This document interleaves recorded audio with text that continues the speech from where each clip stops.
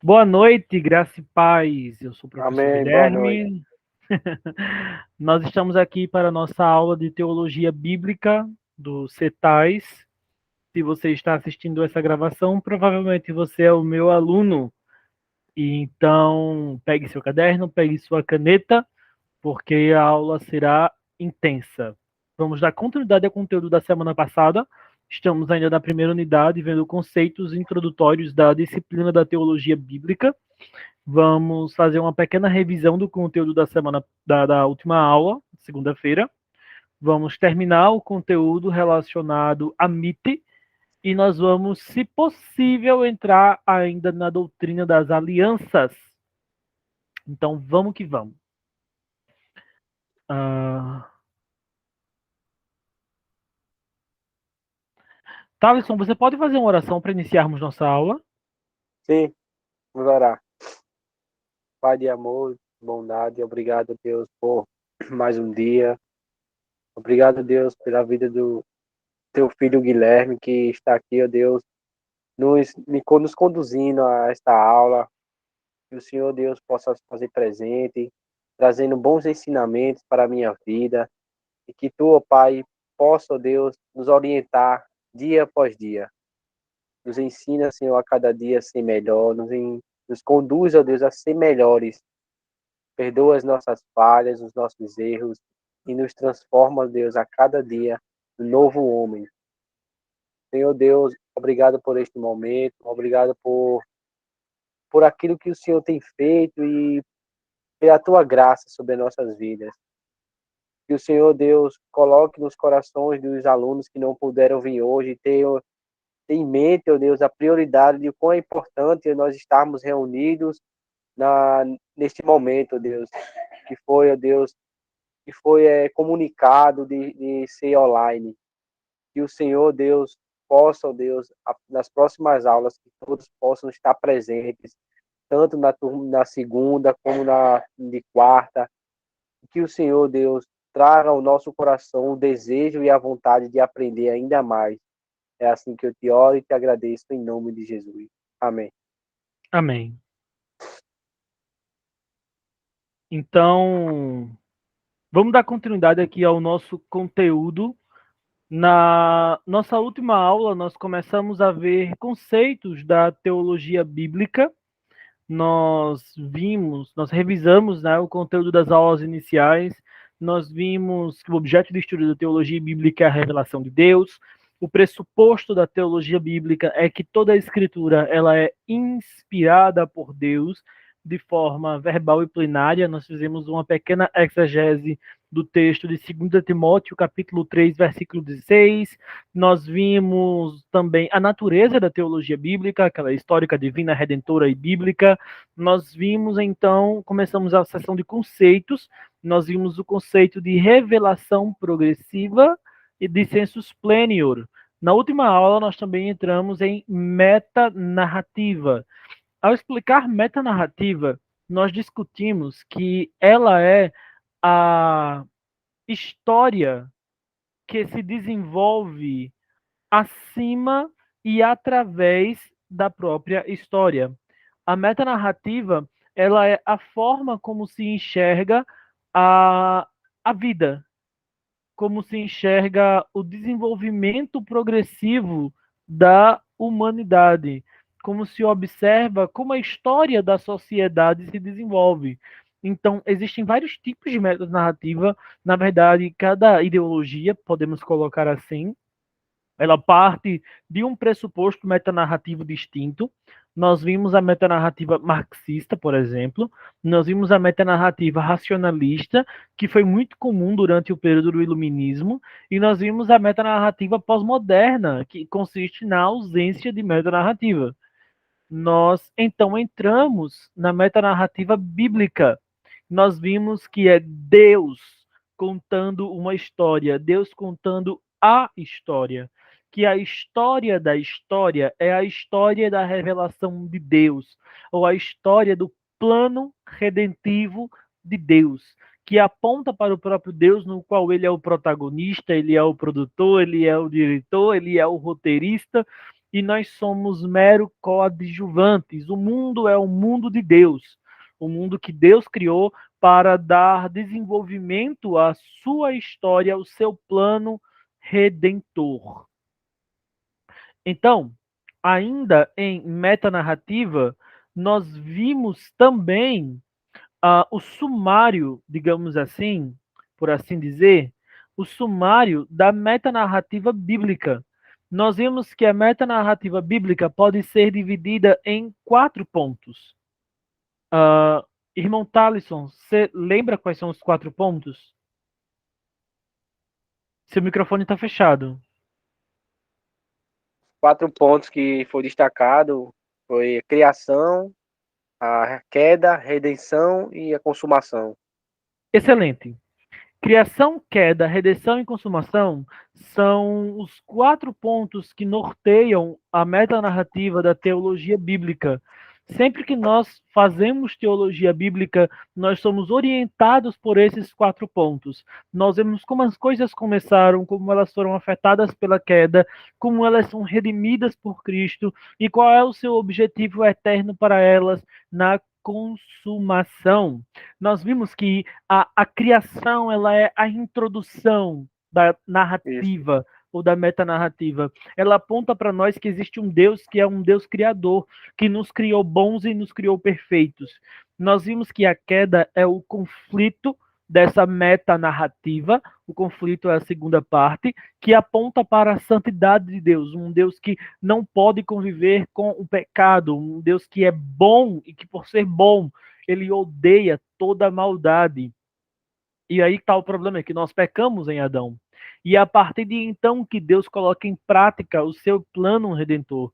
E a redenção é então o clímax da teologia bíblica, da metanarrativa. Nós observamos que a redenção aponta para Deus, um Deus que é fiel, que cumpre as suas promessas, que durante os 39 livros do Antigo Testamento desenvolveu, prometeu e revelou a sua redenção, e que ele a realizou propositalmente na cruz de Cristo, no ministério de Cristo, na encarnação do nosso Senhor Jesus, na sua vida, no seu ministério e especialmente na sua morte e na sua ressurreição.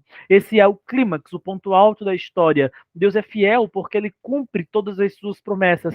E Deus é amor porque foi o amor que motivou todo esse processo, que motivou toda essa redenção.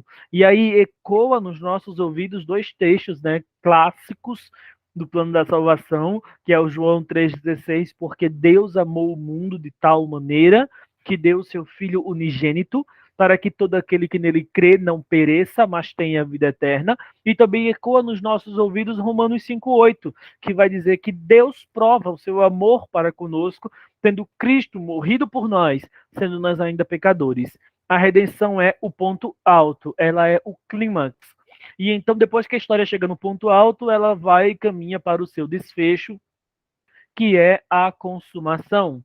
A consumação é o desfecho da narrativa e aponta para um Deus que é soberano, um Deus que lá atrás determinou como as coisas aconteceriam e as fez cumprir. Um Deus que é soberano para escrever a história, para dirigir, para produzir, para fazer ela acontecer. Um Deus que não perde o controle de nada, que está sentado na sala de controle do universo. E que quando a história termina, quando as cortinas se fecham, quando o mundo se encerra, quando a última luz é apagada, ele é aquele que vai fechar a porta da sala. Que esse é o Deus que vai olhar para tudo e vai dizer: foi muito bom. Foi muito bom. É muito bom.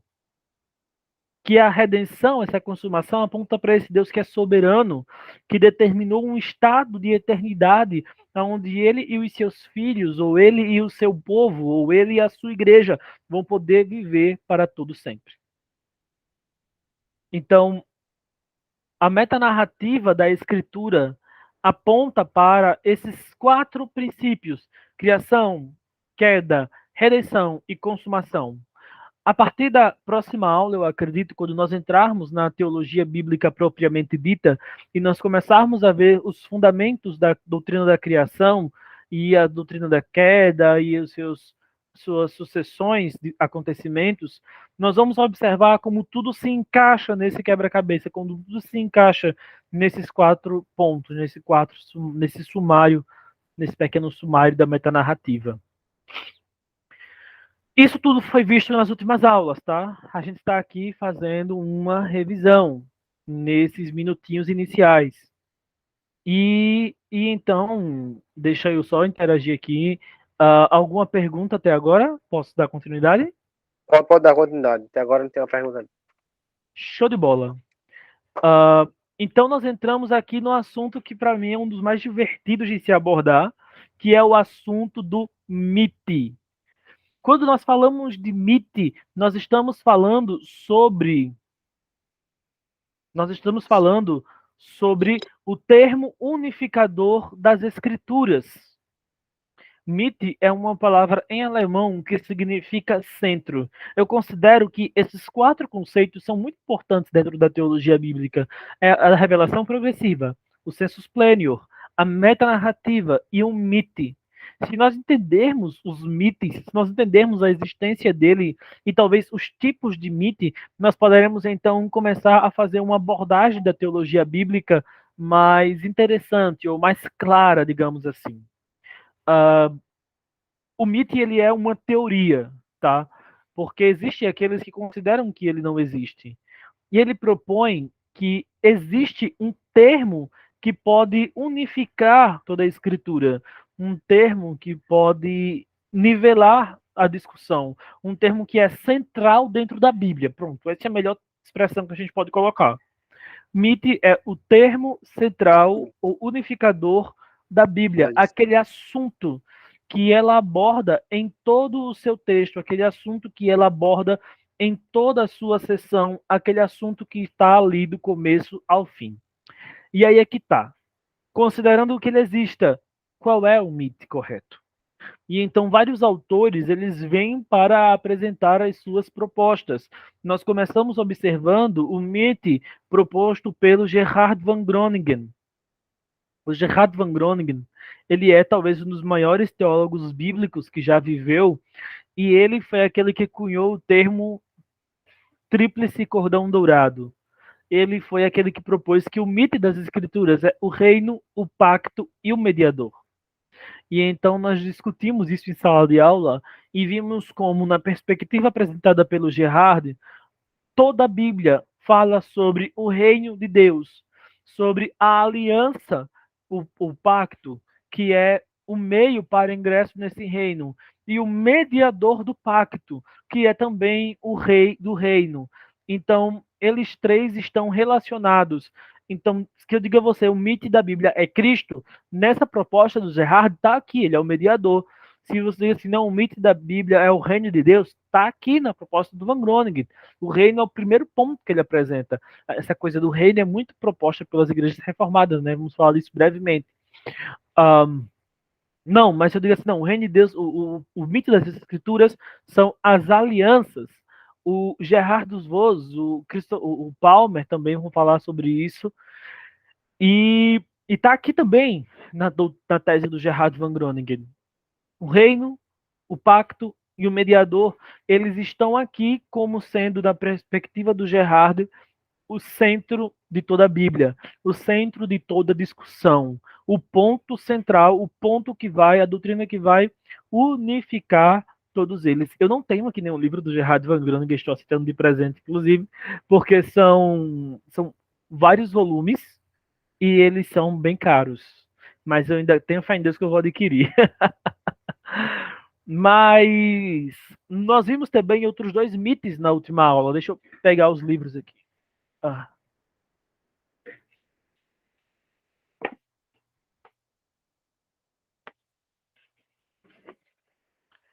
Na última aula nós vimos o mito que é proposto pelo Gerhard dos Vos, que inclusive é o livro que alguns de vocês estão lendo, Teologia Bíblica do Antigo e Novo Testamento. E o Gerhardus, ele vai nos apresentar que a perspectiva que ele traz para o centro da Bíblia é que o centro da Bíblia é a aliança de Deus. É difícil a gente falar sobre são alianças ou é a aliança, porque existe mais de uma perspectiva, tá? Se a gente segue assim, o padrão, olhando assim, uma olhada inicial, nós temos 7 alianças. E nós vamos falar disso ainda hoje, se Deus permitir, daqui a pouco. Mas existe também a perspectiva de que, na verdade, é apenas uma aliança com vários desdobramentos. Aqueles que acreditam, que defendem a doutrina das alianças, em oposição àqueles que defendem a doutrina das dispensações, são chamados de aliancistas, diferente dos dispensacionalistas. Os reformados são aliancistas, via de regra. Os dispensacionalistas geralmente se encontram nos meios pentecostais.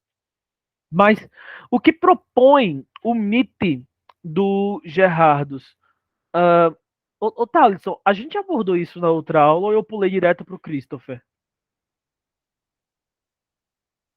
Seu microfone está fechado.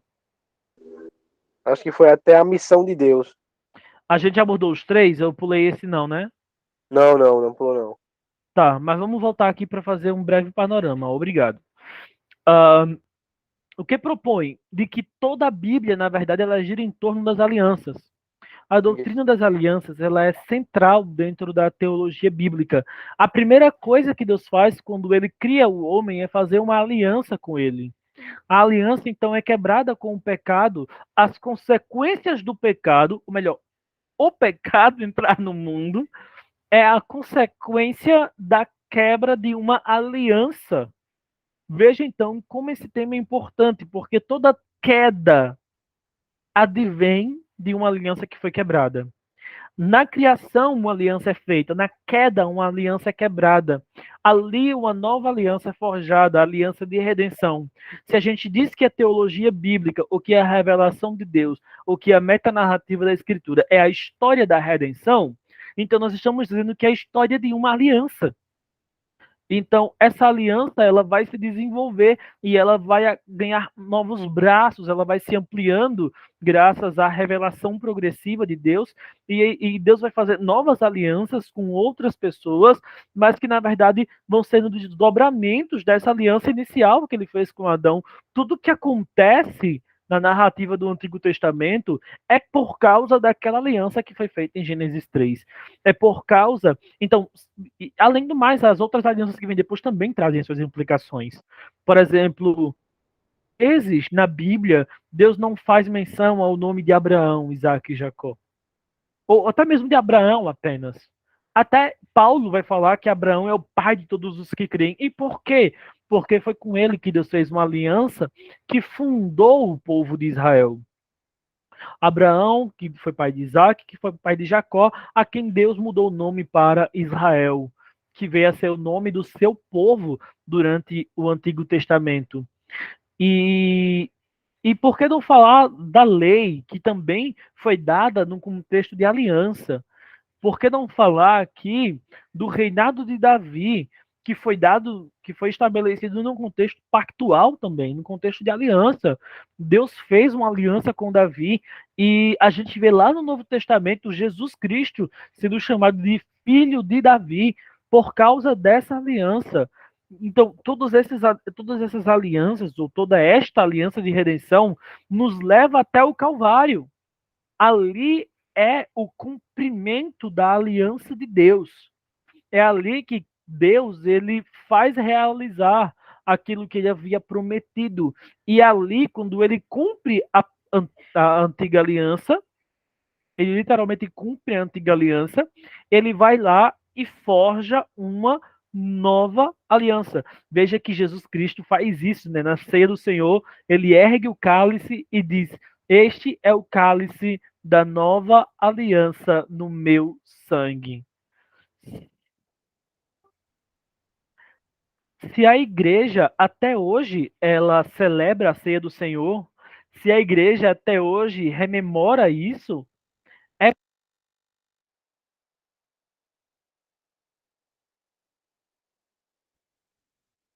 Tá sem um som, professor. melhorou? Voltou. Melhorou, voltou agora. Se a igreja ainda crê nessa aliança, se a igreja ainda professa, é porque a igreja, melhor, deixa eu reformular. Se a igreja ainda celebra a ceia do Senhor, é porque ela ainda crê nessa aliança, ainda a professa, ainda guarda os seus pactos, ainda guarda os seus estatutos. Nós estamos vivendo debaixo de uma aliança, e assim como a cruz de Cristo, assim como a encarnação foi o cumprimento da antiga aliança, a parousia, a volta de Cristo, será o cumprimento da nova aliança. Foi isso que Cristo disse, que ele viria para buscar a sua igreja, que ele viria para ceiar conosco mais uma vez. Veja então que de Gênesis a Apocalipse nós temos o, as alianças no ponto central da argumentação divina. Em toda forma de tratamento de Deus com o homem.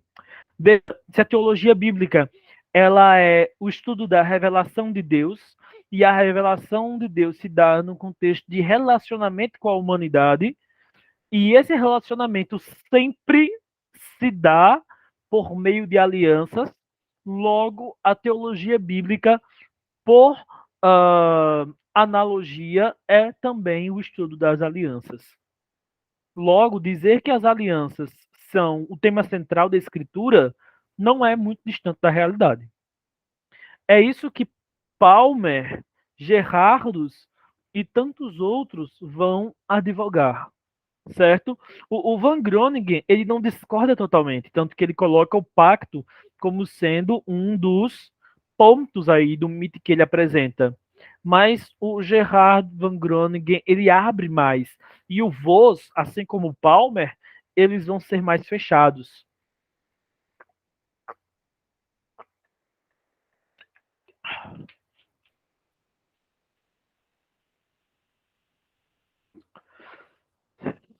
Então nós chegamos aqui no livro do Christopher Wright, A Missão do Povo de Deus. O Christopher, ele escreveu 2 livros, A Missão do Povo de Deus, mas antes disso ele escreveu A Missão de Deus. Eu só li esse e, como eu já falei para vocês, foi um livro que literalmente mudou minha vida. Ele abriu a minha perspectiva, abriu os meus olhos para a importância que a missão de Deus tem para a teologia, ou a importância que a missão de Deus tem na revelação. Deus, ele é um Deus que se revela, e é um Deus que sempre que ele se revela a alguém, sempre que ele vai ao encontro de alguém, ele salva e comissiona.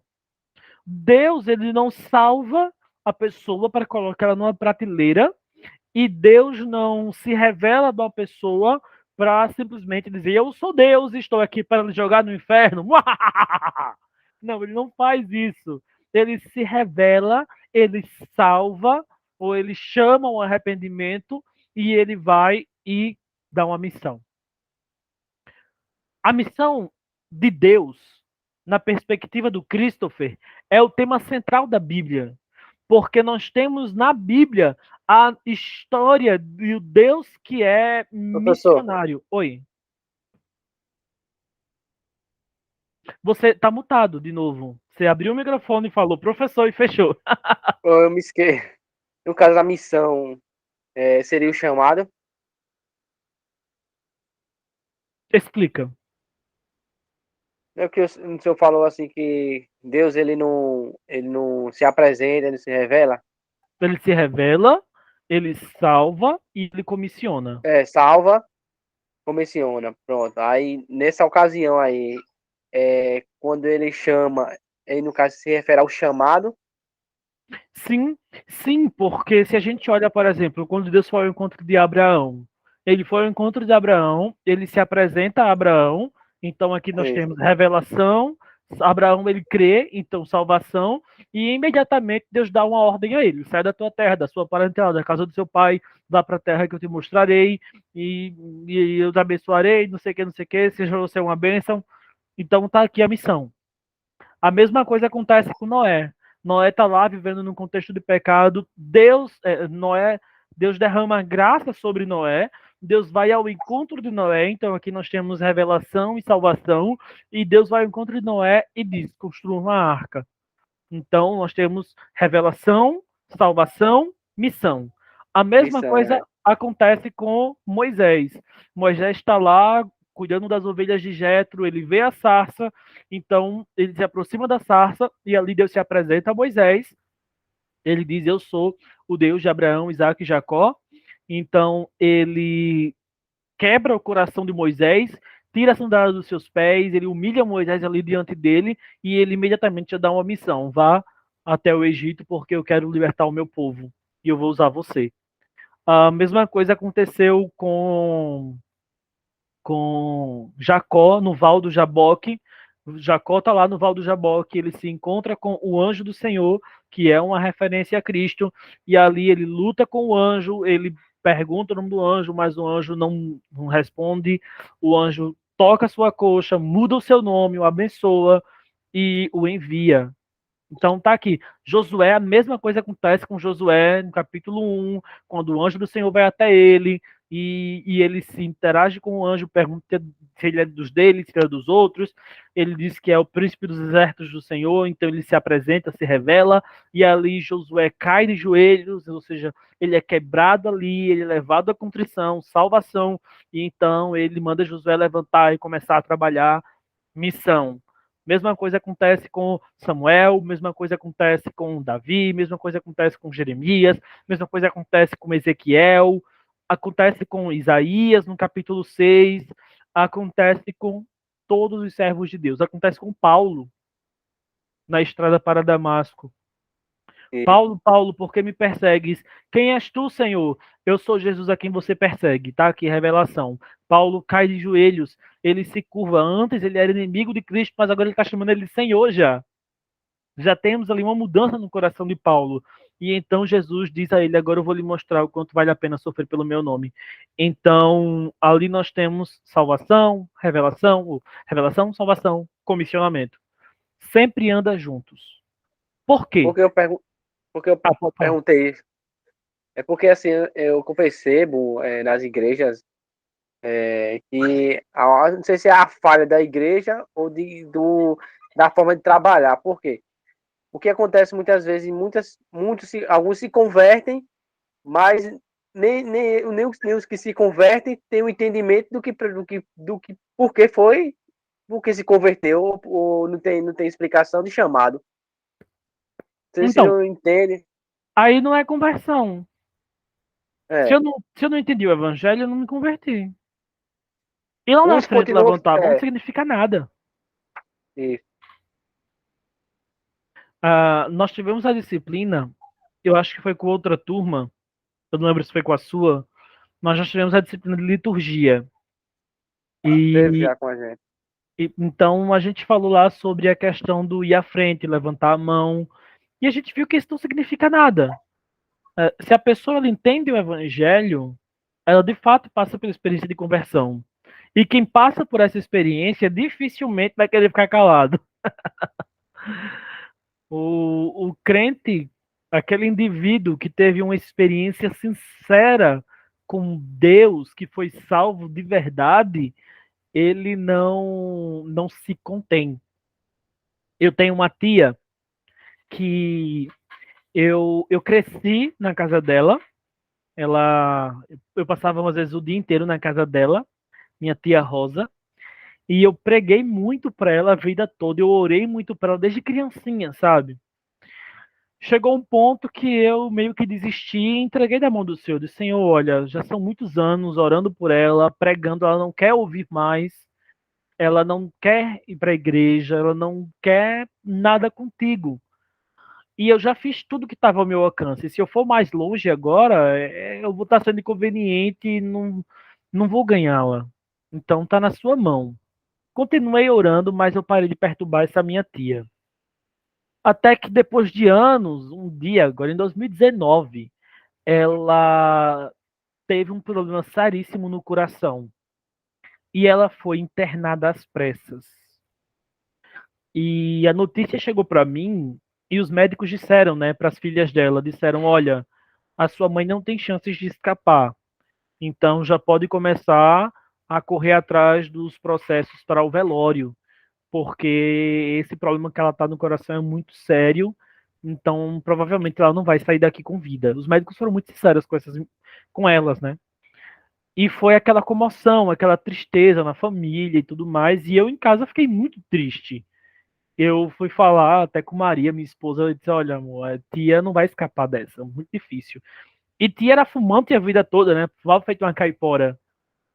Até que quando ela estava lá naquele leito do hospital, prestes a fazer a cirurgia, ela disse que se lembrou de todas as vezes que ela ouviu o evangelho e ela disse: Senhor, se o Senhor existe, se o Senhor me ama, e se tudo isso é verdade, eu faço aqui uma aliança contigo. Se o Senhor me salvar dessa, se o Senhor me livrar da morte agora, eu vou ser crente. Nas palavras dela, né? Eu quero viver para ti. E foi dito e feito. Deus curou a minha tia no hospital, milagrosamente. Ela voltou para casa poucos dias depois, inteiraça, e de lá foi direto para a igreja e organizou culto no meio da rua, chamou o bairro todo para o culto na frente da casa dela e ia para a igreja. E toda vez que o pastor dava oportunidade, ele ia lá contar o testemunho dela, que todo mundo já conhecia, mas ela tinha que contar para todo mundo que Deus é real, que Deus a salvou, que Deus havia livrado da morte e que tudo aquilo que ela havia ouvido e ignorado durante 50 anos da vida dela, de repente, para ela passou a fazer sentido. E hoje minha tia é outra pessoa. Hoje minha tia é outra pessoa. Glória a Deus. Não perde um culto. Vive fazendo culto na frente da casa dela, meu Deus, perturbando os vizinhos. Tá numa igreja dessas do fogo. E e a gente vê porque é isso, quando a pessoa tem esse encontro com o evangelho, Charles Spurgeon dizia que a palavra de Deus ela era como um fogo nos ossos. É uma coisa que a gente não quer guardar para a gente. Se nós não estamos preocupados em compartilhar as verdades do evangelho, se essa palavra não está na ponta da nossa língua, se ela não queima no nosso coração, então talvez nós tenhamos um sério problema de salvação, de conversão aí. Porque, como eu disse, sempre que Deus se revela, ele salva. E quando ele salva, ele chama. É o que a experiência assim, que aconteceu comigo. Quando eu comecei a frequentar os cultos, com 12 anos, eu entendi que eu sentia essa chama de pregar a palavra, mas não me sentia encorajado, não tinha iniciativa. Aí foi com alguns anos que eu fui aprendendo, fui meditando na palavra. Aí tive um encontro com Deus, aí fez com que eu tivesse a prova de que Ele realmente tinha um chamado na minha vida. Aí o que eu vejo em alguns jovens que não tem esse, não sabe nem explicar o porquê tá na igreja, num culto. Aí se o erro é da igreja ou da pessoa mesmo, é pessoal, ou porque não tem interesse, diversas coisas. Vai juntando, vai juntando. Vai Um erra juntando. aqui, o outro erra ali, vai juntando os erros e só Jesus na causa. Mas aí, voltando à perspectiva do Christopher, do Chris, para os amigos, para os íntimos, o Chris ele vai apresentar aqui no livro que se todo o relacionamento de Deus com a humanidade, toda a revelação de Deus vem acompanhada de missão. Se esse Deus, ele é o Deus da missão, se ele é o Deus missionário, se o próprio ato da revelação de Deus já é um ato missionário, porque veja, qual é a missão de Deus? Como nós poderíamos definir a missão de Deus? O Christopher ele define melhor do que eu, mas se eu fosse definir aqui agora para vocês assim, rápido, eu diria que a missão de Deus é se revelar e salvar o pecador. Então, se essa é a missão de Deus e a teologia bíblica entende que a Bíblia ela é a história da revelação de Deus e da salvação, logo a Bíblia é a história da missão de Deus. E a criação, ela é o palco da missão, ela é o palco da missão de Deus. E a queda é ali sendo estabelecido o alvo da missão de Deus. E a redenção é o cumprimento da missão de Deus. E a consumação é o encerramento da missão de Deus. Que o povo, a formação do povo de Israel é Deus levantando um povo para a sua missão. Que a criação da igreja, o nascimento da igreja em Atos, é Deus formando um novo povo para continuar cumprindo a sua missão, porque o povo anterior não cumpriu direito. Mas que não é que Deus dá uma missão para a sua igreja, mas que Deus dá uma igreja para a sua missão. A missão veio antes da igreja. Então, o livro de Atos é Deus pegando assim, ó, minha missão está aqui, ela é minha, está comigo, ó, desde que eu criei esse mundo, e agora eu estou chamando vocês para participar dela comigo. Então, nós vemos em toda a Bíblia, esse assunto voltando. Se a gente olha, por exemplo, gente, o chamado de Deus a Abraão, ali no chamado a Abraão, Deus vai dizer para ele o quê? Em ti serão benditas todas as famílias da terra. Se a gente vê o chamado, a relação de Deus com Noé, a aliança de Deus com Noé, Deus diz ali para Noé que ele está fazendo uma aliança com toda a humanidade. Se a gente vê a aliança de Deus com Moisés, se a gente vê a revelação de Deus a Moisés, ele vai falar no capítulo 19 de Êxodo, do livro do Êxodo. Veja, capítulo 19, é antes ainda dos 10 mandamentos. Deus dizendo que a intenção dele é formar em Israel um povo de sacerdote para que as nações venham adorá-lo. E que aquele povo que ele está formando sejam os sacerdotes que vão mediar essa adoração. Tudo tem a ver com a missão. Quando Deus levanta os profetas, ele está levantando para isso. Ele levanta os profetas e aí a gente vê Amós, por exemplo, que Amós ele é chamado para pregar, e Amós ele é chamado para pregar, ele está lá vivendo a vida dele no campo, e a princípio não é para pregar para Israel. Amós ele vai pregar para as outras nações. Ele vai dizer: ouve, ó Assíria, por causa de 3 transgressões e também por 4, não anularei o castigo. Ó povo de Gate, que é da Filisteia, né, os Filístia, por causa de 3 transgressões e também por 4, não anularei o castigo. E ele vai profetizando para as outras nações: ó Egito, por causa de 3 transgressões e também por 4, não anularei o castigo. Deus levanta Amós para isso. Quando Deus levanta Jonas, é para pregar para Nínive. Não é para Israel. Quando Deus levanta Isaías, ele usa Isaías para dizer a Israel: vocês são minhas testemunhas, vocês foram chamados para ser luz para as nações, e vocês não estão sendo. Essa é a acusação de Deus para o povo de Israel, através do profeta Isaías. Então, a missão de Deus está no coração da pregação dos profetas, está no coração das alianças. A missão de Deus está no coração do Antigo Testamento, porque, e aqui vem aquela frase célebre de todo missiólogo, de todo missionário, porque missões está no coração de Deus.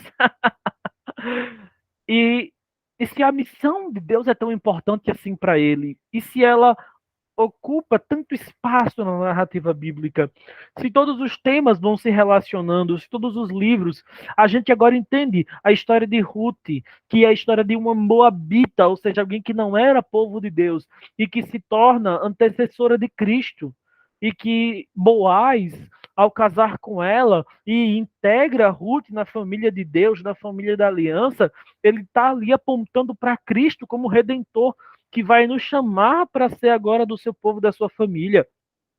A gente entende agora a história de Esther, que se passa na Pérsia, onde o povo de Deus está ali exilado, mas nós vemos ali Deus usando aquele povo exilado em uma situação de quase morte para revelar ao rei persa, um rei mau, machista, intempestuoso, revelar aquele rei quem ele é e trazer salvação ao seu povo, apontando para Cristo também.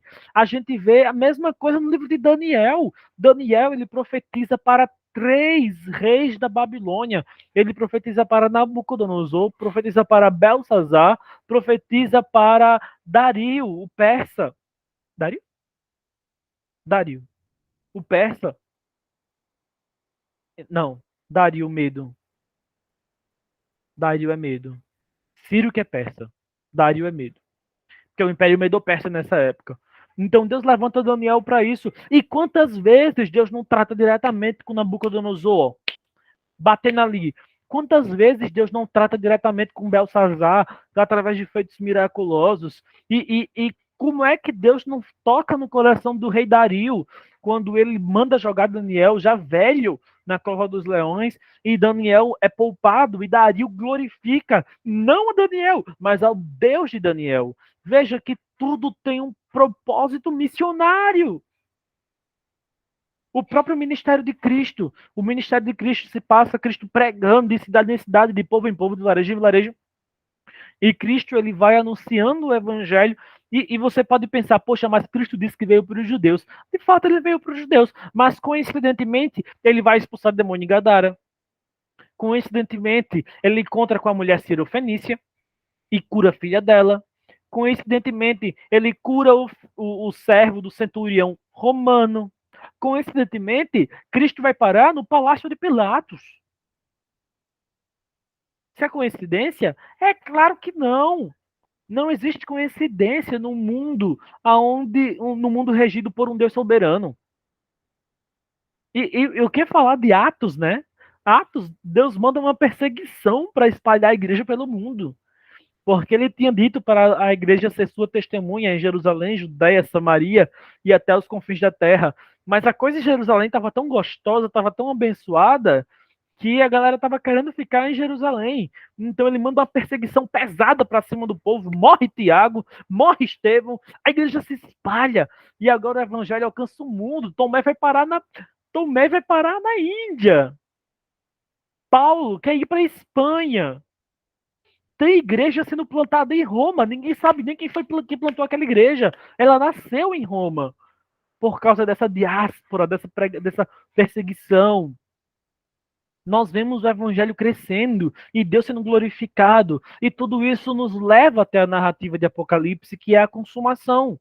E na consumação, a visão de João é aquela visão maravilhosa em que ele vê uma grande multidão de milhões e milhares de milhares. E ele vê aquela multidão vestida de branco e os anjos cantando: digno é o cordeiro porque foi morto e com o seu sangue comprou para Deus povos de toda tribo, reino, língua e nação, e os constituiu reino e sacerdotes. Digno é o cordeiro de receber a glória, a honra, a força e o poder. Os anjos, que também no capítulo 15 vão cantar o cântico de Moisés: ó Rei das nações, quem não te louvará? Quem não glorificará o teu nome? Quem não te temerá? Porque os teus atos de justiça se fizeram manifestos. É assim que o livro da Bíblia, é assim que a Bíblia termina, apontando para esse cumprimento da missão de Deus.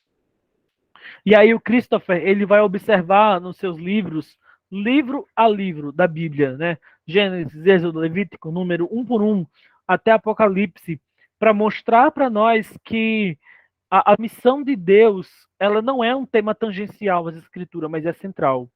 Ao ponto do Christopher propor que ela seja, de fato, um mito possível para a escritura sagrada. Mas o Christopher não é ponto pacífico. Existe um homem chamado Walter Kaiser Jr., que escreveu esse calhamaço aqui, chamado O Plano da Promessa de Deus. E a pergunta que o Walter Kaiser abre aqui no verso do livro, não sei se dá para ler aí, é: qual o tema central da Bíblia? Basicamente, o Walter Kaiser se propõe a responder essa pergunta e a resposta que ele dá é a promessa de Deus. Qual é a promessa de Deus? A promessa de Deus, ela se manifesta de muitas formas, ou ela vai sendo progressivamente apresentada. Como assim? Vamos lá. Deus faz uma promessa à humanidade, em Gênesis 1. Uma promessa de vida. Certo? Guarda isso. porque as promessas elas vão se sobrepondo, tá? Se sobrepondo. Deus faz uma promessa de vida em Gênesis 1 e 2. Em Gênesis 3 vem a queda. E nessa queda, Deus, ele faz uma nova promessa. Ele diz que ele vai dar vida através de um nascido da mulher, um redentor, que vai esmagar a cabeça da serpente. A história passa, vem Noé, e ali em Noé, Deus faz uma nova promessa. A promessa é que ele não vai destruir toda a humanidade, que ele vai preservar a humanidade, e mais ainda, que ele pendurou o seu arco de guerra nos céus, apontado para ele próprio. A história passa. Nós temos ali, ainda na narrativa de Noé, Deus fazendo uma promessa a Sem. Ele diz que vai habitar nas tendas de Sem. Ou seja, que ele literalmente diz que ele, Noé profetiza que Deus habitará na tenda de Sem. Então nós temos aqui que virá, que Deus vai dar vida, essa vida virá através de um nascido de mulher, essa vida que virá através de um nascido de mulher irá salvar a humanidade, vai preservar a humanidade da destruição, e que o próprio Deus habitaria nas tendas de Sem. E aí vem Abraão, e ali em Abraão, Deus coloca a promessa sobre a mesa e destrincha. Ele diz que junto com essa vida e esse nascido de mulher, ele vai dar uma bênção. Deus faz 3 promessas a Abraão: uma bênção, uma terra e um descendente. Então, esse descendente é o mesmo que é nascido da mulher, é o mesmo que vai habitar nas tendas de Sem. Essa terra é um adendo novo, mas que aponta para uma pátria que o seu povo perdeu, um paraíso que foi perdido, que o Éden foi tirado da humanidade. E essa bênção aponta para a primeira promessa de vida que foi feita. Então, aqui nós temos um desenvolvimento da promessa de Deus. Toda a Bíblia se desenvolve a partir disso. É Deus cumprindo, ampliando e cumprindo a sua promessa, certo? Então, o encontro que Deus tem com Jacó, o encontro que Deus tem com Moisés, toda a trajetória do povo, Levíticos e Josué e Juízes, Samuel, todos esses momentos da história, nós temos Deus ali ampliando e levando sua promessa à frente para então cumpri-la. É interessante, porque se a gente vê, por exemplo, as profecias de Ezequiel, capítulo 22, por exemplo, mas em vários momentos do livro de Ezequiel Deus fala isso, ele diz que não vai salvar o povo por causa do povo. Vocês não merecem ser salvos. Mas eu vou fazer isso por amor ao meu nome, por amor à minha promessa, por amor à minha aliança, porque eu disse que faria. E se eu não fizer, eu vou ficar por mentiroso. Então eu amo o meu nome, eu amo a minha glória, eu fiz uma promessa e eu vou cumprir. Em vários momentos era mais fácil para Deus simplesmente voltar atrás. Ninguém o julgaria se ele fizesse isso. Por exemplo, na narrativa de Noé, que se dá num contexto de extremo pecado, a humanidade se corrompeu ao máximo, e Deus ele chega ao ponto de se entristecer no seu coração contra a humanidade. A linguagem que o autor bíblico vai usar é que Deus ele se arrependeu. Só que se arrepender é uma tradução que não é boa, porque a Bíblia diz que Deus não se arrepende, mas o que o texto está querendo dizer é que o coração de Deus se fechou. O coração de Deus se entristeceu, o coração de Deus voltou-se contra a humanidade. E naquele momento, Deus decidiu destruir a humanidade, e se ele tivesse matado todos e feito um novo homem ou uma nova mulher, ele estava no direito dele, mas ele não fez. Por que ele não fez? Por causa da promessa? Ele preserva uma família ali, nascida de Eva. Ele preserva Noé, preserva Sem e dá seguimento à sua promessa. Até chegar no Novo Testamento. Qual é o primeiro capítulo do Novo Testamento? Mateus capítulo 1. Qual o conteúdo desse capítulo? Uma genealogia. E o que essa genealogia nos mostra? O cumprimento do plano da promessa de Deus. A genealogia de Mateus capítulo 1 nos mostra como ao longo de 48 gerações, Deus manteve a sua palavra. Como cada acontecimento da narrativa bíblica foi uma peça que se encaixou nesse quebra-cabeça, que era o próprio Deus preservando a sua palavra, aquilo que ele disse para Jeremias. Jeremias, o que você vê? Uma vara de amendoeira. Vistes bem, porque eu zelo pela minha palavra para que se cumpra.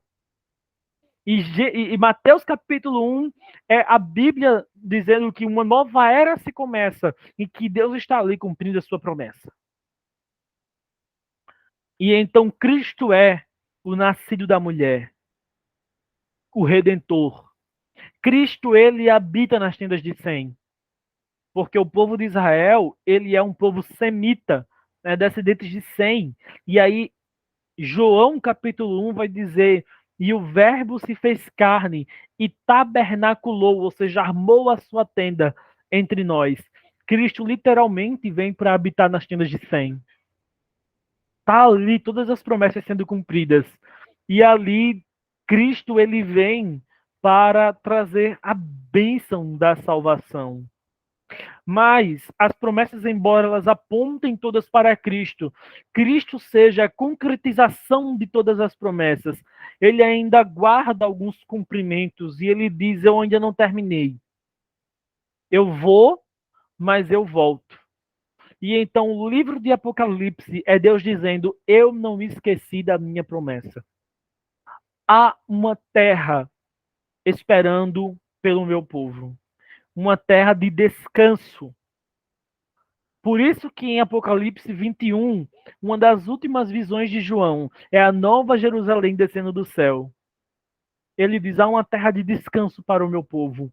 Há uma bênção para o meu povo. Por isso que no capítulo 22 de Apocalipse, João vê a árvore da vida eterna. E há um rei, um descendente, um redentor para o meu povo. Por isso que o livro de Apocalipse começa e termina com Cristo sendo revelado. Porque Cristo é esse redentor. Então, o livro de Apocalipse é Deus dizendo: eu cumpri todas as minhas promessas. É a garantia de Deus de que ele está cumprindo, de que ele vai cumprir as suas promessas. Promessas essas que nós, pela fé, já desfrutamos através de Cristo. Nós já desfrutamos da bênção da vida eterna. Nós já desfrutamos da bênção do descanso da cidade eterna. A paz que excede todo entendimento. Nós já desfrutamos do Redentor. Embora Cristo não esteja fisicamente andando aqui conosco mais, mas o seu Espírito, ele é o penhor, ou seja, ele é a garantia de Deus no nosso coração.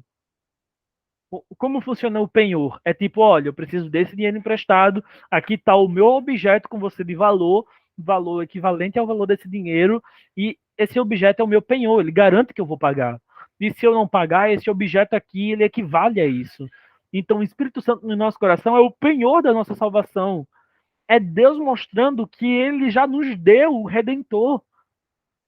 Nós desfrutamos de todas as bênçãos da promessa de Deus já aqui e agora. Por isso que Paulo, quando ele vai falar sobre a salvação, ele vai dizer: a quem ele de antemão conheceu também predestinou, a quem predestinou chamou, a quem chamou justificou, a quem justificou glorificou. Ele fala tudo no passado. Tudo no passado. Porque já é feito. Ele considera cumprido.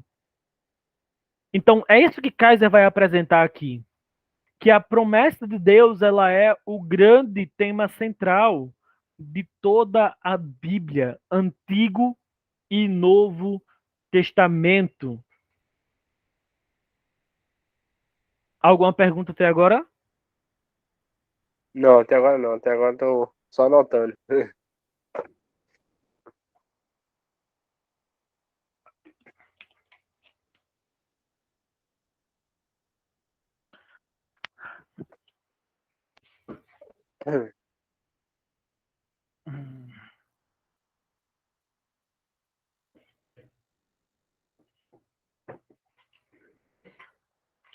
Brian Champel, pregação cristocêntrica. Ele, assim como muitos outros autores, vão apontar para a gente uma perspectiva bíblica que é totalmente cristológica. Um livro muito interessante sobre isso, deixa eu ver se eu acho aqui. É o livro...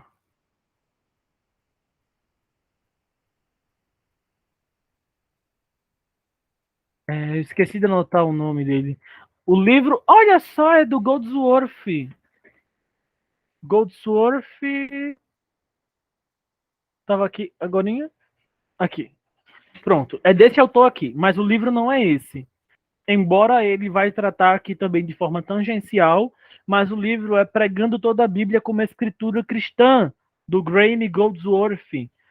O que é que eles vão apresentar para a gente? Que o mito das Escrituras, o Brian Champel, o Goldsworth e alguns outros autores vão apresentar para a gente que o mito das Escrituras não é a promessa, não é a aliança, não é a missão, mas é o próprio Cristo. Cristo, ele é o tema central da Bíblia. Cristo, ele está lá em cada pedacinho, em cada passagem, é tudo sobre Jesus. E veja, não é loucura nós pensarmos isso. Primeiro, porque ao longo da história da igreja, nomes muito importantes disseram isso. O próprio Charles Spurgeon, ele disse que um sermão que não é sobre Cristo é um sermão vazio.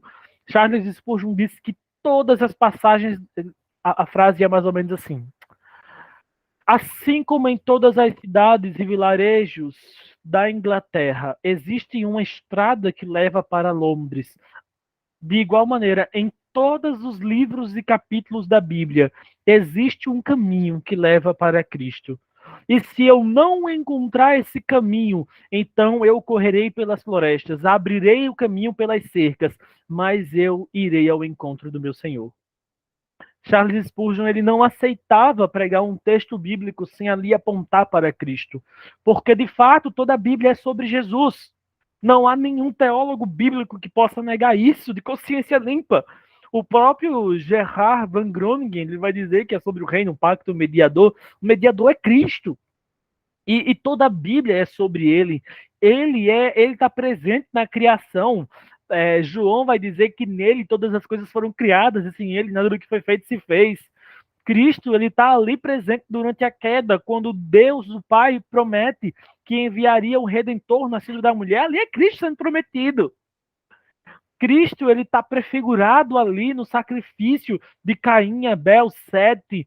Cristo, ele está ali manifesto muitas vezes através de cristofanias no Antigo Testamento como o anjo do Senhor. Cristo tem contato com Abraão. E, inclusive, ele próprio vai falar isso lá na frente. Os fariseus ficam furiosos, porque Jesus vai dizer para eles que Abraão se alegrou no dia que me viu. E aí os fariseus dizem assim, você não tem nem 30 anos, como você pode dizer isso? E Jesus responde para eles, antes que Abraão existisse, eu sou. Cristo, ele é o tema central da Bíblia. O próprio Cristo mostra isso, antes de ser assunto aos céus, no finalzinho do livro de Lucas.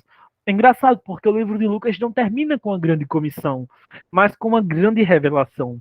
O livro de Lucas termina com Cristo reunindo seus discípulos, e ali a Bíblia vai dizer que ele vai mostrando aonde na lei e nos profetas todas as passagens falavam sobre ele. E naquele momento é como se caíssem escamas dos olhos dos discípulos, e eles finalmente entendem que toda a Bíblia é sobre Jesus, que é tudo sobre ele, que as profecias do Antigo Testamento apontam para ele, que cada profecia acerca do Messias, que cada profecia de restauração, que os salmos eram sobre ele, meu Deus, os salmos que Davi escrevia, e parecia tanto que era sobre o próprio rei Davi, mas que não tinha como Davi cumpri-los. Não tinha. O Salmo 22, Davi, ele vai falar sobre uma experiência de profundo sofrimento. O Salmo 22 é aquele que diz: meu Deus, por que me desamparaste? E aí, no meio do salmo, ele vai falar que aquela pessoa que está falando, o eu lírico, como a gente chama na poesia, né, na literatura, o eu lírico morre no meio do salmo. E no final do salmo, o eu lírico está vivo, reunindo o povo de Deus na congregação dos santos para adorá-lo. Então não tem como esse salmo ser sobre Davi, porque Davi não morreu e ressuscitou. Quando ele vai dizer que tu não permitirás que o teu servo sofra decomposição, não é sobre ele, porque ele morreu, apodreceu, continuou morto. O Salmo, capítulo 2, quando ele vai dizer: pede-me, eu te darei as nações por herança, os confins da terra por tua possessão. Beijem o filho, para que o pai não se ire e lhe pereça no meio do caminho. Está falando sobre o filho de quem, se não é o do próprio Deus? E se não é Cristo? Se não é Cristo? A profecia de Oséias, que vai falar sobre Deus trazendo para si um povo que era não seu povo, formando para si um povo que era não amado, e agora que é amado, se não é sobre Cristo, formando a igreja a partir de um Israel prostituído e de um grupo de gentios que não era povo da aliança. Então ele redime a prostituta, ele atrai aquele povo que não era povo, e ali ele faz um casamento com um único rebanho, um único povo, uma única igreja. Todas aquelas profecias do Antigo Testamento sobre reunir as nações em volta de Israel, sobre a luz, as trevas sendo desfraldadas e a luz se espalhando pelas nações, eram sobre quem, se não eram sobre o próprio Cristo? Todos os sacrifícios do Pentateuco, Gênesis, sacrifícios de Êxodo, Levíticos, Números, mas principalmente lá em Levíticos, aqueles sacrifícios apontam para quem? Hebreus vai dizer que o sangue de touros e bodes não pode perdoar pecados. Aqueles sacrifícios apontam para Cristo. Metade do livro de Êxodo é a construção do tabernáculo. Metade do livro de Reis é a construção do templo. E aí, lá na frente, no Evangelho de João, capítulo 2, Cristo vai dizer: destruirei o templo, em 3 dias o reconstruirei. E aí João vai lá e escreve: o templo era o seu próprio corpo. Tanto o tabernáculo quanto o templo apontavam para Cristo. Todo aquele moído no pós-exílio, com os profetas Zacarias, principalmente Zacarias, para a reconstrução do templo após a destruição que se deu pelas mãos de Nebuzaradã, o general de Nabucodonosor, que destruiu o templo antes do exílio babilônico. Aquele processo de reconstrução que a gente acompanha através de Esdras, Neemias e dos profetas menores, que o povo estava enfeitando suas casas e o templo estava em ruínas, e Deus diz: reconstruam o meu templo, reconstruam o meu culto, reconstruam minha adoração. E aí Deus diz assim: não se preocupem com a muralha, eu serei um muro de fogo ao seu redor, priorizem o meu templo. Então a galera vai lá e reconstrói o templo, dá um gás na reconstrução. Quando eles terminam de reconstruir o templo, os velhos eles começam a chorar, porque o templo novo não tem nada a ver com a glória do templo de Salomão. O segundo templo é muito menor, muito mais pobre. Os jovens estão felizes, porque agora eles têm um templo, mas os velhos estão tristes. A tristeza dos velhos começa a contagiar os jovens, e de repente a galera não está feliz mais com o templo. Deus levanta o profeta, e o profeta vai dizer: a glória deste segundo templo será maior que o do primeiro. E isso se cumpre quando Cristo entra no segundo templo. A glória dele foi maior, porque Cristo pisou os seus pés ali. Tudo, é tudo sobre Jesus. É tudo sobre Jesus. O livro de Atos abre com Cristo enviando a sua igreja. E ele se desenvolve a partir da igreja de Cristo, testemunhando de Cristo para os povos. E a igreja de Cristo sendo formada naqueles povos por amor a Cristo.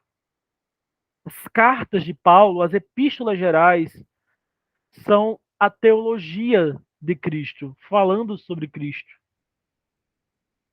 Apocalipse, versículo 1, capítulo 1, João vai dizer: revelação de Jesus Cristo,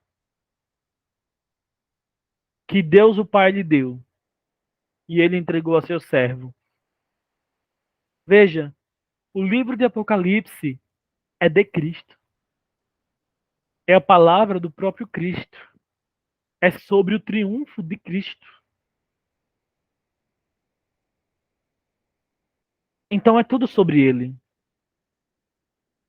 Faz sentido que o Campbell, que o Goldsworth e que tantos outros autores apontem para Cristo como sendo o tema central das Escrituras. Faz sentido até porque até o Gerhard van Groningen vai dizer que o mediador deve ser parte desse tema central.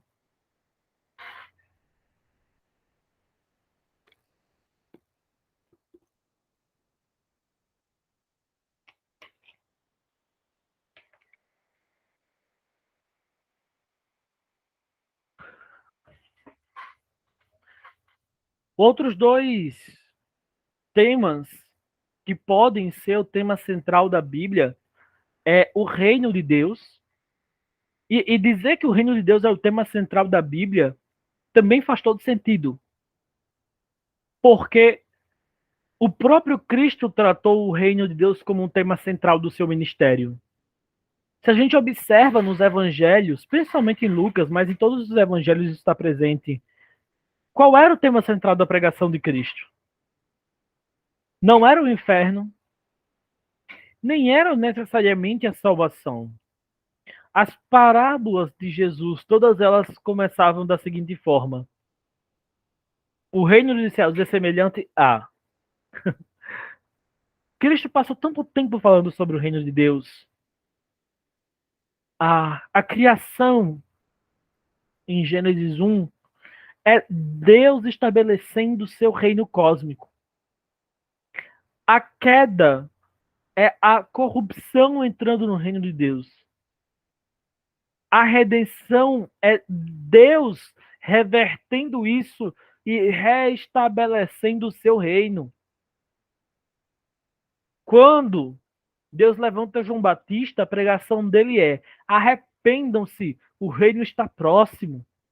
Quando Deus manda Cristo, o sermão muda e passa assim: é chegado o reino dos céus. A Bíblia é sobre o reino de Deus. Todas as palavras do Antigo Testamento, veja, é Deus formando um povo, um reino. Deus levanta a Guilherme, mas não era a intenção de Deus que tivesse um reinado ali. Lembra como Deus ficou bravo e o profeta Samuel repreende o povo porque eles querem um reino? Ora, mas será que é isso mesmo? Será que o problema ali não era o coração do povo? Porque a gente viu lá em Gênesis, quando Deus ele separa os filhos de Abraão, quando ele separa os filhos de Jacó, que ele chama Judá e ele diz assim: o cetro do governo não se apartará da tua casa. Deus separa a família de Judá para reinar sobre Israel. Lá em Gênesis, Deus manda o povo de Israel para o Egito. Ali eles aprendem, eles deixam de ser um povo tribal, um povo não necessariamente tribal, eles continuam sendo tribais, mas eles deixam de ser uma civilização familiar para passar a ser de fato um povo. Eles ali aprendem sobre governo, sobre gestão, e a gente tem ali depois toda a narrativa do Êxodo, e Deus mudando a ética, ensinando o povo, estabelecendo leis, estabelecendo normas, e Deus vai depois usar Josué, e depois tem o período dos juízes, e então Deus levanta os reis, especialmente aqui o rei Davi, e ele promete que haverá um trono para a casa de Davi, e que se assentará um filho de Davi nesse trono, e que o seu reino não terá fim. Percebe como a temática do reino está presente no centro dessas histórias? Percebe como a história de Esther se passa dentro de um palácio? Como Deus levanta Isaías de dentro de um palácio? O chamado de Isaías se dá como? No ano em que morreu o rei Uzias. Nós temos 4 livros da Bíblia somente sobre os reis. Reis, reis, crônicas, crônicas. Nós temos várias profecias que apontam para isso. E essas profecias anunciam a vinda de um reino divino. As profecias apontam para um reino que não terá fim, um reino que será colocado acima das nações. E Israel achava que aquele reino seria o seu próprio reino mortal, humano, que o Messias viria para fazer de Israel uma potência político, social, econômica na Palestina, na Mesopotâmia, talvez no mundo. Mas não era sobre isso, Deus envia Cristo. E ele diz: os cegos veem, os coxos andam, os demônios estão sendo expulsos, o evangelho está sendo pregado, o reino de Deus chegou.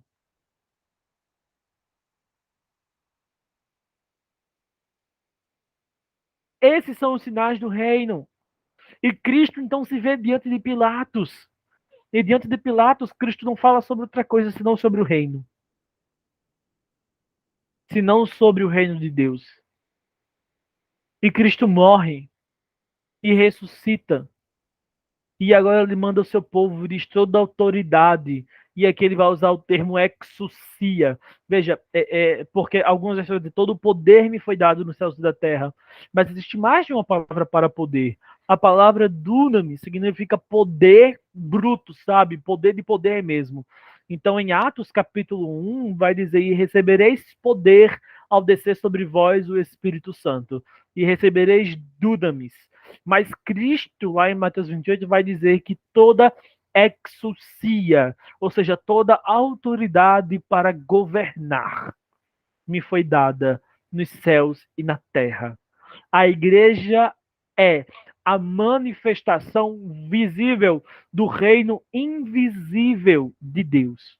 E a igreja avança, levando consigo a bandeira do reino de Deus, expandindo as fronteiras, alargando as tendas, levando o reino de Deus pelo mundo. A visão que João tem no capítulo 20 de Apocalipse, em que ele vê Cristo exercendo o seu governo sobre as nações, junto com o seu povo. Cristo não governa sozinho, Cristo governa através do seu povo. É a igreja avançando pelas nações, levando a bandeira, o estandarte do reino de Deus. Atos, Romanos, Coríntios, até chegar em Apocalipse. E quando chega em Apocalipse, nós temos a consumação. É o reino de Deus literalmente manifesto, descendo, se tornando palpável. João vê a cidade descendo do céu. É o reino de Deus sendo consumado na terra. As duas dimensões sendo unidas para toda a eternidade. É isso que os anjos cantam em Apocalipse 21. Aleluia! O tabernáculo do Senhor está entre os homens e ele reinará para sempre. O reino de Deus é então um tema que se repete em toda a narrativa da revelação, em toda a escritura. Não é possível nós lermos a Bíblia e ignorarmos esse fato. Por isso é totalmente plausível que o tema central da Bíblia seja o reino de Deus. É isso que a maioria dos reformados vai apresentar. Eu acredito, não tenho certeza agora para dizer, mas eu acredito que até as confissões de fé reformadas vão apresentar isso. Como a de Westminster. A perspectiva de que o reino de Deus é o tema central. Um outro tema que pode ser o tema central das escrituras e esse é uma brincadeira, tá? É um exercício. Não tem nenhum livro sobre isso, tá, gente? É uma coisa para a gente quebrar um pouco a cabeça aqui, para a gente pensar um pouco. Para refletir um pouco, né? É o amor. O amor, ele tem todas as chances, pelo menos eu acredito que sim, tem todas as condições de ser também o tema central da Bíblia. Você observou já que a Bíblia, ela começa e termina com um casamento? No início de Gênesis, nós temos Deus ali criando um homem e mulher. Ele os une diante de si mesmo, como uma família, dizendo: crescei e multiplicai. Gênesis 1, o texto da criação, 1 e 2. Nos dois textos, nós temos um casamento. Apocalipse. Qual o ponto alto de Apocalipse? As bodas do Cordeiro. Bodas, casamento. O casamento do Cordeiro com a igreja. Aonde foi que Cristo fez o seu primeiro milagre? Num casamento. As histórias do Antigo Testamento, que os livros do Antigo Testamento, o livro de Ruth, o livro de Esther, são livros sobre o amor, o casamento. Livro de Cantares, livro de Oséias. Oi? Acho que também a parábola das 10 virgens também fala do casamento. Não, tem muitas parábolas de Jesus que se relacionam com isso. As das virgens, como você citou aí, a parábola do grande banquete. Nós vemos o tema do amor aí perpassando em toda a Bíblia. Quando os fariseus perguntam para Jesus: mestre, qual é o tema da lei? Mestre, qual é o maior mandamento? Mestre, Cristo diz assim: o amor. Amar a Deus sobre todas as coisas e ao próximo como a si mesmo. Nisso se resume, olha só que expressão forte, nisso se resume a lei e os profetas. Cristo não responde o reino, Cristo não responde o pacto, Cristo responde amar a Deus sobre todas as coisas e ao próximo como a si mesmo. E ele vai dizer, isso resume a lei e os profetas. Que coisa forte. Que coisa forte. Isso só para falar de Cristo. Mas se a gente vê quantas vezes o tema do amor é apresentado na Bíblia, quantas vezes Paulo, quantas vezes João vai falar sobre isso, na Bíblia, João vai dizer: Deus é amor. Aquele que não ama seu irmão não conhece a Deus, porque Deus é amor. Ele resume, agora não apenas a lei e os profetas, mas ele resume o próprio Deus em amor. E ele usa essa coisa poderosa. Ele usa o amor como sendo o fiel da balança da salvação. Paulo, ele vai fazer algo parecido quando ele vai dizer: o fruto do Espírito é amor. Veja, Paulo não vai dizer os frutos, ele vai dizer o fruto. E ele começa dizendo o amor. Coríntios 13, ele vai falar ali: ainda que eu fale a língua dos homens e dos anjos, se eu não tiver amor, serei como um sino que ressoa, como uma prata que retine, ainda que eu dê o meu corpo para ser queimado, ainda que eu saiba todos os mistérios e tenha toda a sabedoria, se eu não tiver amor, de nada valerá. E ele vai falar sobre as características do amor, e ele vai falar no final, porque em parte nós conhecemos, em parte profetizamos, porém, quando vier o que é perfeito, o que é imperfeito desaparecerá, permanecem o quê? A fé, a esperança e o amor. O maior deles, porém, é o amor. São muitas coincidências. São muitas coincidências. O amor, ele aparece como um tema central diversas vezes na Bíblia, em diversas narrativas. E quando ele não é mencionado literalmente, nós entendemos ele nas entrelinhas do texto. Por exemplo, quando nós temos os 10 mandamentos, o primeiro mandamento é sobre amar a Deus. O segundo mandamento é sobre não amar aos ídolos. Todo pecado é amor mal orientado. É o amor que deveria ser direcionado a Deus sendo direcionado a outra pessoa. E então nós temos os heróis da fé que caíram por causa desse pecado. Sansão, Gideão, Davi, um homem segundo o coração de Deus, que é enganado pelo seu coração. Salomão. São muitos, muitos os casos para serem ignorados. São muitas passagens para serem ignoradas. É um tema que se repete ou no texto ou no subtexto, ou no mandamento ou em expressões fortes, como Paulo vai falar que aquilo que nós devemos dever uns aos outros é o amor, em que ele resume a relação entre os irmãos da igreja como sendo a lei do amor, o, o, o fiel, o vínculo do amor, como um elo perfeito que une todas as coisas. O último mito que eu queria apresentar para vocês é nenhum. É a proposta de que não existe mito.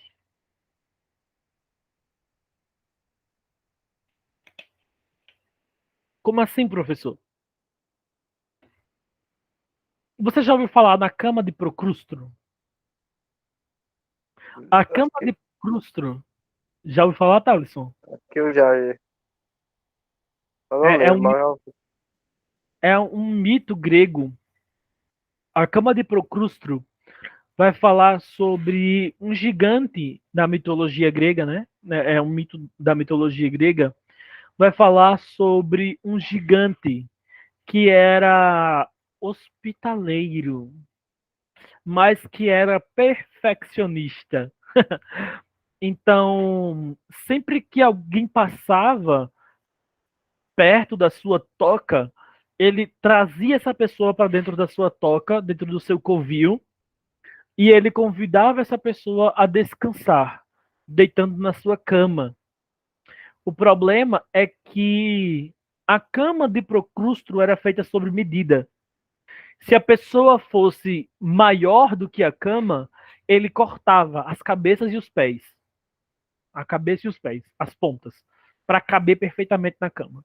Se a pessoa fosse menor do que a cama, ele esticava as extremidades para que a pessoa coubesse perfeitamente na cama. Então, todos que passavam pela cama de Procrustro acabavam morrendo, porque a cama era sob medida para ele. Quando nós falamos sobre MIT, nós corremos um sério risco de acabar praticando o mau costume de Procrustro e pegar, estabelecer uma forma, aqui uma forma, dizer assim, o tema central da Bíblia é esse daqui, ó, esse quadrado. E agora a gente tem que encaixar todos os textos da Bíblia, todas as passagens, todas as narrativas dentro desse quadrado. E quando ele for maior que o quadrado? Aí a gente vai acabar cortando. E quando ele for menor, aí a gente estica, distorce a hermenêutica para caber. Os teólogos que vão dizer que o mito não existe, que não há um termo unificador da escritura, vão dizer que essa busca por um termo unificador, por um tema central, ela sempre redunda em distorções ou forçações, sendo generoso, do texto. Sempre redunda na cama de Procrustro. O ideal, então, é deixar a Bíblia falar. Aquilo que nós chamamos de hermenêutica natural ou hermenêutica realista.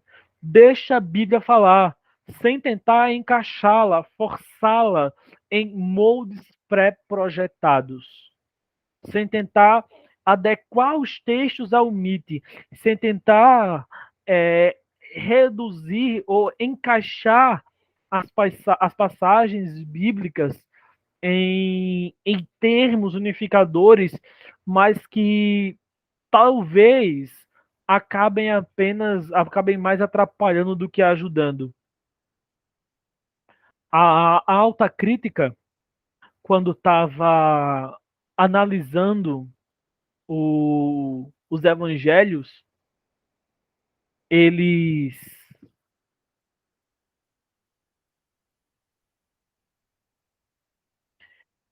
Eles criaram um termo muito interessante. Eu falei sobre ele no meu TCC da graduação. É um termo em alemão. É,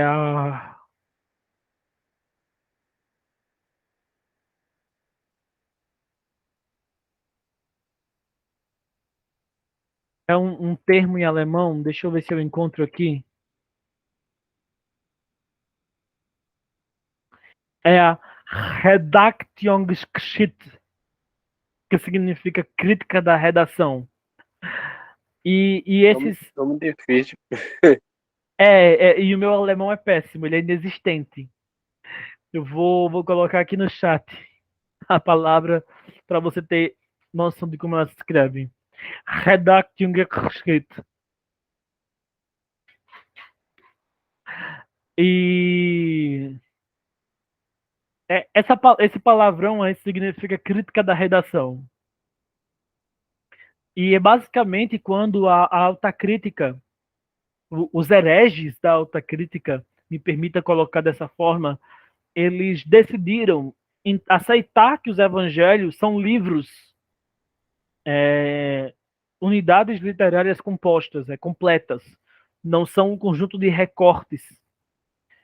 E se ele é uma unidade literária completa, se ele é um livro, ele tem que ter um tema.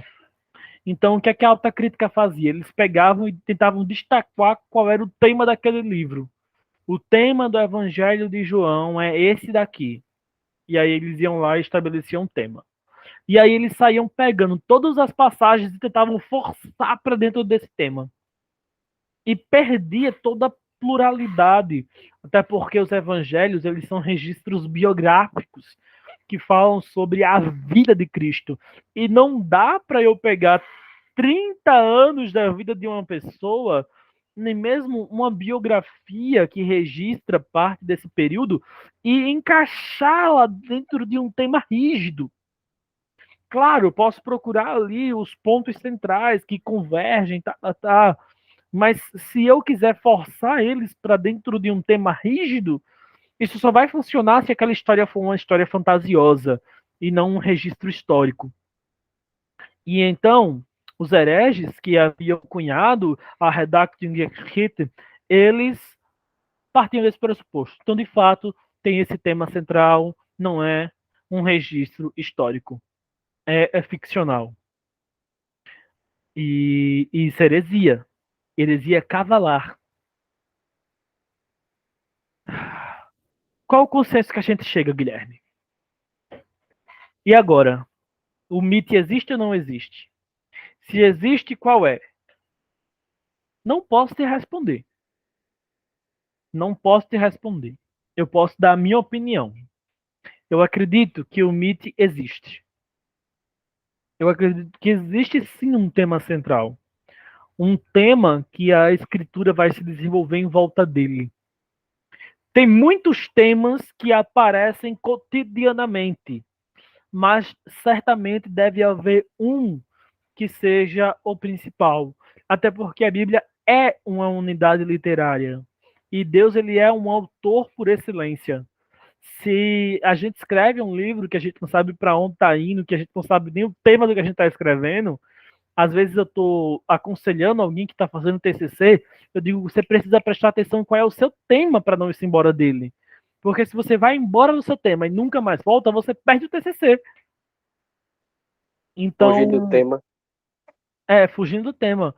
Então, Deus ele não fez isso. Eu creio que Deus estabeleceu um tema para o seu livro.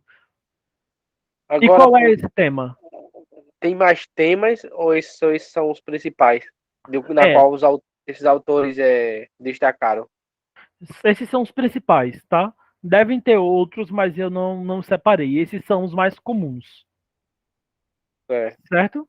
Ah, qual desses é o mais correto? Eu não sei. Não sei. Eu, como um bom pato, não me aprofundei em nenhum deles. Eu continuo lendo sobre todos eles. Eu acho que até esse momento o que mais aquece o meu coração, o que mais me faz assim considerar é o do Gerhard van Groningen, porque eu acho que ele é amplo o suficiente para caber a Bíblia, digamos assim, para alcançar os vários textos da Bíblia, evitando a cama de Procrustro, o rei no pacto e o mediador. Eu acho que ele, e ainda assim, ele fecha o bastante para nos dar um norte. Ele é cristológico, como o do Brian Champel, ele é aliancista, como o do Palmer, ele aponta para o reino de Deus, como o reformado, né, o confessional, e ele ainda assim consegue ser coeso dentro de si mesmo. Claro, né, vindo da mão do Gerhard van Groningen não poderia não ser. Então, nesse momento eu acho que ele é o que mais. Só que eu tenho um relacionamento aí com o da Missão de Deus. O do Christopher Wright é O um de que Gerard, o de Gerard é o primeiro, que é o reino, a aliança, o mediador. é no pacto mediador. Geralmente a gente Certo, coloca pacto e não aliança porque é assim que o Gerard escreve. certo, E certo. colocar aliança pode acabar confundindo com a perspectiva do Palmer. Entendi. Mas eu ainda flerto muito com o do Christopher Wright, a missão de Deus.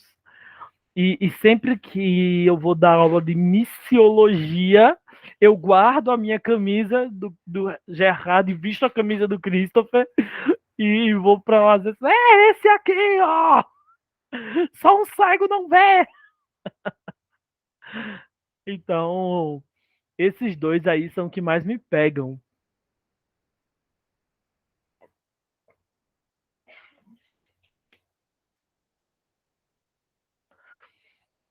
Mas é uma boa discussão.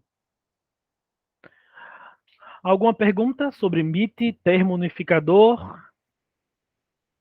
Não, aqui eu fazer igual, como se você falou, tem que ser igual o pato. É. E aos poucos. Qual deles mais te chamou a atenção, Thaleson? Eu acho que é a missão de Deus. É cativante, não é? É, a missão de Deus realmente chamou a atenção. A primeira vez que a gente vê, a gente faz assim, não. É, Depois a gente. na aula da segunda-feira, botou a missão de Deus, eu achei que era algo assim, sobre missão, mas realmente é algo bem profundo. É. Muito profundo. Ele É, destaca muitos pontos, de acordo com o Antigo Testamento quase todo, sobre a missão, a aliança. eu recomendo muito que você leia. Você vai ficar muito surpreso quando você lê o livro do Christopher. O livro dele é Ele. a missão do povo de Deus, né, de Cristo. É, assim. Eu tenho um outro livro aqui que é sobre isso também. Cadê Jesus? Aqui. O Caminho Missionário de Deus. Uma teologia bíblica da missão. Esse livro é do Timothy Carrequer.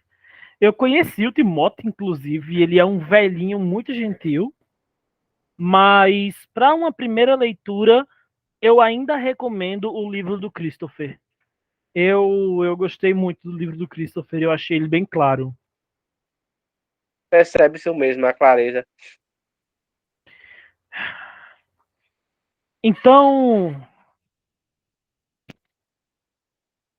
eu pretendia entrar na doutrina das alianças, mas eu acho que eu vou guardar isso para a próxima aula. Eu pulei o horário do intervalo, né?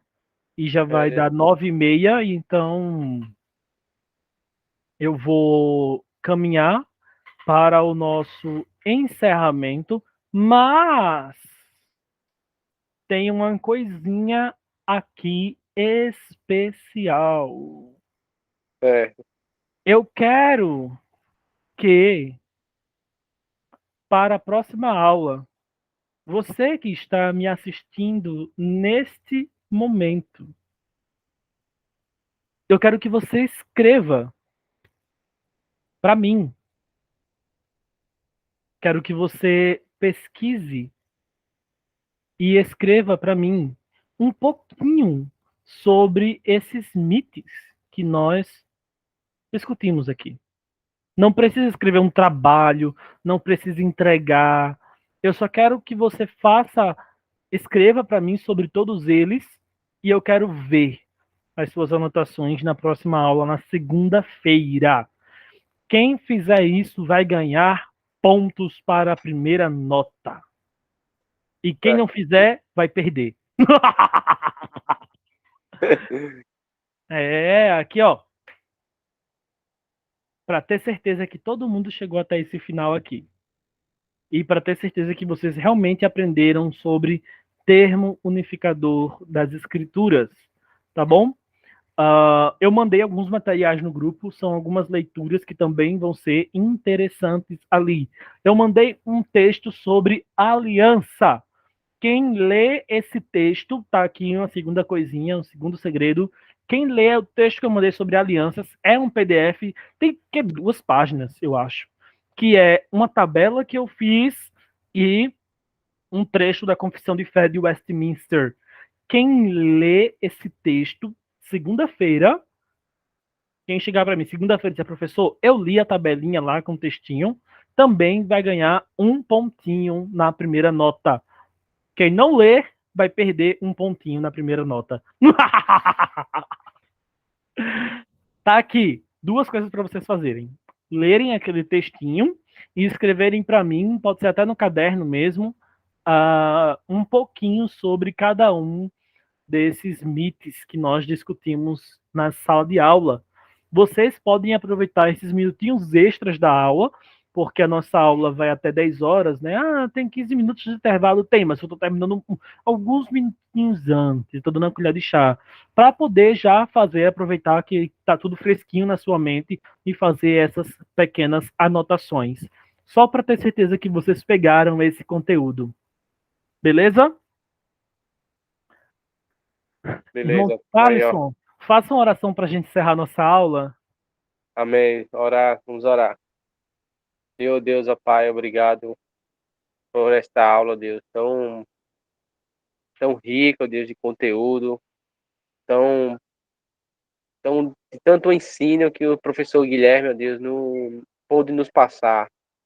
Que o Senhor, Deus, possa, ó Deus, grandemente abençoá-lo no seu ministério, abençoar cada irmão que irá assistir, Deus, essa aula, que possamos aprender, meditar, Deus, e buscar conhecimento nas tuas escrituras, naquilo que o Senhor, Deus, tem, ó Deus, colocado em nosso coração, em nosso chamado, que possamos aprender para, para discernir, ó Deus, e entender melhor a tua escritura, ó Pai.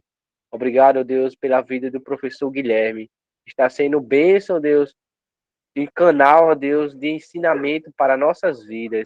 Que o Senhor abençoe ele, a sua esposa, abençoa cada irmão, abençoa, Senhor, cada seminarista, ó Deus, nesta noite, ó Deus. Abençoa, ó Deus, a minha vida. É assim que eu te oro e te agradeço, em nome de Jesus. Amém. Glória a Amém. Deus. Eu vou interromper aqui a gravação, Thaleson. Segura só um pouquinho, É, tá?